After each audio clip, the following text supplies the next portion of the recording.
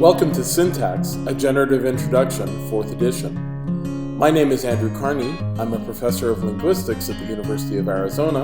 I'm the author of your textbook, and I'll be leading you through this series of video tutorials.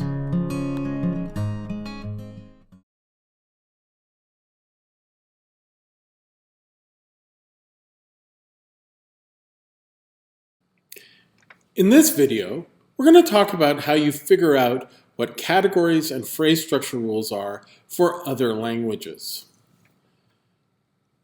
We're going to start with this problem from Sinhala, which is a language spoken in Sri Lanka. What you see here are three sentences written out in what's called a three-line interlinear gloss. The first line in each example is the sentence in the original language, in the particular order that the words would appear. In the second line, what we have is a direct translation of each of those words. And those meanings are aligned with each item in the original language to tell you what that word means. Your third line is a translation into colloquial English so you can understand what the sentence is meant to mean. You'll notice that what's important here for the syntactician is the order of the elements in the original language. And the way you can tell what those words are is by looking at the second line. So in Sinhala, we'll notice that the subject comes first, and then the object, and then the verb. That's different than English. So in English, the verb comes first and then the object. When we're figuring out phrase structure rules, we're really figuring out phrase structure rules for the first two lines. The third line is just there to help you figure out what it's meant to mean. Take a moment now to pause this video and write down these three sentences with their interlinear glosses, because we're going to refer to them in the rest of this video.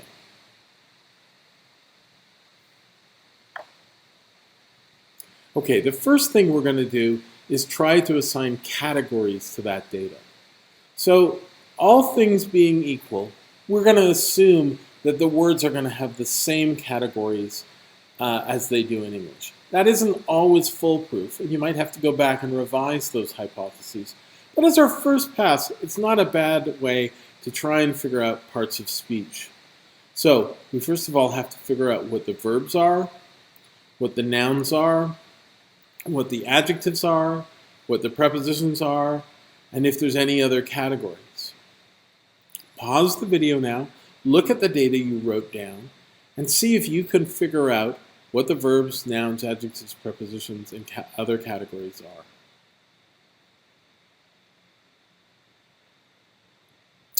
So what are our verbs? There's daka is the only verb we find in those sentences.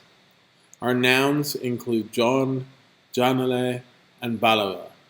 I'm probably saying these wrong. Apologies if you're a Sinhala speaker.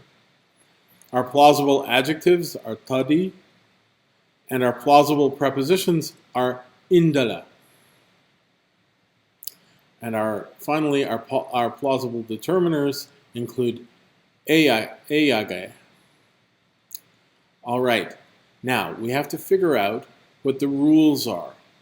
We're going to assume that there's an adjective phrase rule, just on the basis of the fact that in English there's an adjective phrase rule. So what's the noun phrase rule of Sinhala? So what we want to do is look at the second line in your interlinear glosses and look at the English translation and see what modifies what. So the rule we're going to come up with is that you have a noun phrase consists of an optional determiner, an optional adjective phrase followed by a noun. You'll notice there's no plus on this adjective phrase.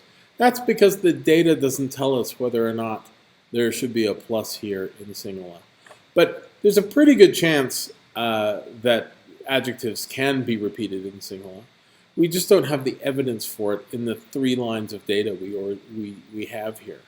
So I didn't put it in, if you put it in, that's probably a pretty good guess of what you would have in the language. Okay, what does this look like? This is going to correspond to a tree like this one here, where we have our adjective in the adjective phrase position, the noun is final, and the determiner comes first. And here's the bracketed structure for that. The next thing we're going to do is look for the PP rule. The PP rule in Sinhala is interesting because the preposition is not pre, it's post. Technically, this is a post position, but we're just going to call it a preposition for good measure. And it seems as if in Sinhala, when you have a preposition, it follows the noun phrase. This is tricky.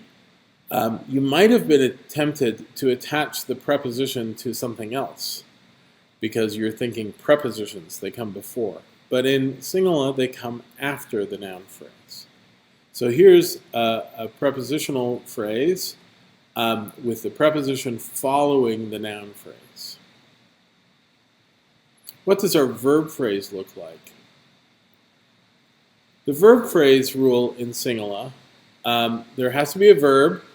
We've already observed that object NPs appear before the verb. And if there's a prepositional phrase and a noun phrase, then the prepositional phrase comes before the object. So it's prepositional phrase, object NP, then verb. So what does our VP rule look like? Looks like this. Just like I said, a verb phrase consists of an optional prepositional phrase, an optional noun phrase, followed by a verb. Now, I put this noun phrase in brackets. That's under the assumption that Sinhala, like English, has intransitive verbs, so there would be no object. But I didn't actually give you any data to support this. Okay, so, and our last rule that we need is the TP rule, which happens to be identical to the English TP rule. That isn't true for all languages, but it is here. So here's some trees for Sinhala. The main difference you will see is that the modifiers of the verb appear on the left-hand side of the verb rather than on the right-hand side. And that piece of information can be revealed by looking at those three-line interlinear glosses. There's the bracketed structure. All right, let us now turn to another kind of problem set you might run into. And this is a problem set where you don't have three-line interlinear glosses. Instead, you just have the sentence plus its translation. Here's an example from Welsh. In Welsh, what we're going to be looking for is trying to figure out what the three-line interlinear gloss should mean. So the first step in this is doing a morphological analysis. And you do this by comparing and contrasting what the sentences mean in English and what items you have in the Welsh sentences. So we have some easy ones. Fred probably means Fred. That's a pretty good guess, right? So Fred means Fred. And so we can assume then that Fred means Fred. Let's look at some other examples, though. So let's look at in English, we have two thes. The man opened the door. And in the Welsh, we have two us, two y's.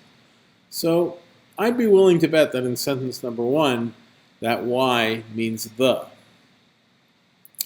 And then when we look sort of through the other examples, we see that there's y's in all the cases where we have the word the. Next, let's look at the word that means pounds. So both sentences 2 and 4 have the word pound in them in the English translation. That means money, and British money.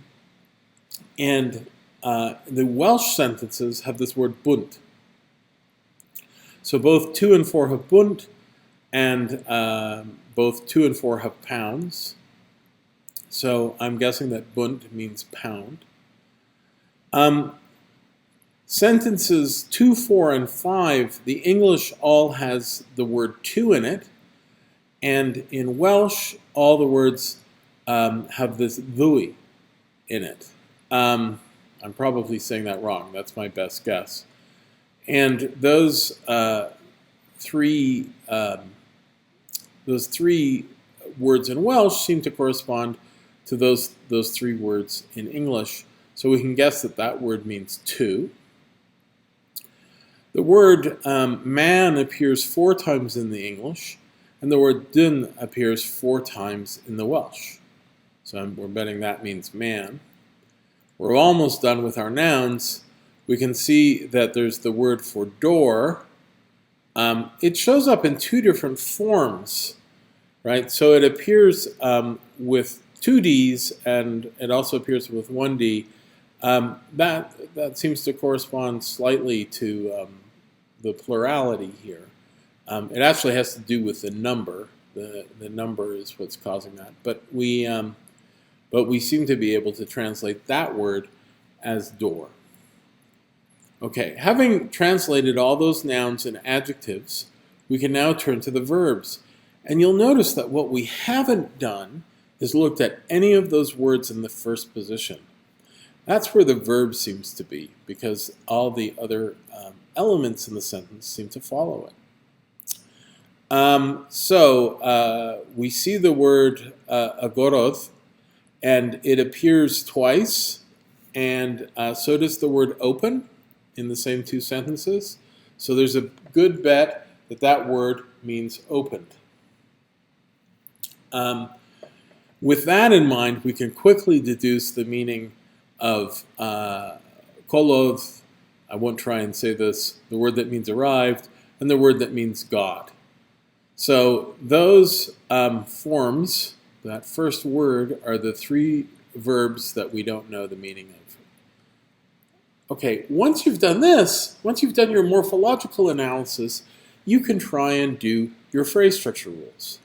So we look at this, and we'd write these sentences out as 3-line glosses. And we'd see that within noun phrases, it seems to be the case that the determiner comes before the noun. So we'd have noun phrase goes to determiner followed by noun. We see that when you have a numeral, that also seems to be the case. That's probably a determiner. This language is a little tricky because it's a VSO language. So you'll find that VSO languages resist analyses that have verb phrases in them. But you would have to posit that there's some kind of phrase structure rule that puts the verb first, then the subject, and then the object.